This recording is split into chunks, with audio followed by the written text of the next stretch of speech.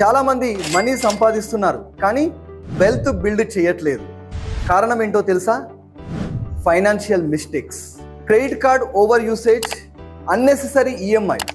ఈరోజు మనము phone EMI పై తీసుకుంటున్నాం, బైక్ ఈఎంఐ పై తీసుకుంటున్నాం, టీవీ కొరకు ఈఎంఐ, రిఫ్రిజిరేటర్ కొరకు ఈఎంఐ, ఏసీ కొరకు ఈఎంఐ. ఎక్కువగా స్పెండింగ్ కొరకు మాత్రమే మనము ప్రయత్నం చేస్తున్నాం కానీ సేవింగ్ అనేది చేయడం లేదు.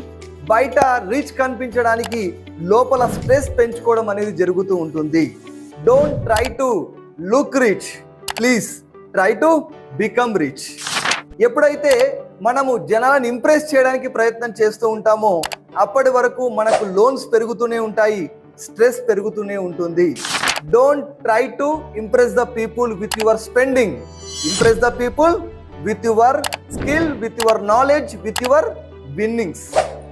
రిచ్ పీపుల్ అసెట్స్ ని బిల్డ్ చేస్తారు, మిడిల్ క్లాస్ పీపుల్ కేవలం లయబిలిటీస్ బిల్డ్ చేస్తూ ఉంటారు. ఫోన్ యొక్క వాల్యూ అనేది తగ్గిపోతుంది, మీ యొక్క ఇన్వెస్ట్మెంట్స్ వాల్యూ అనేది పెరుగుతుంది.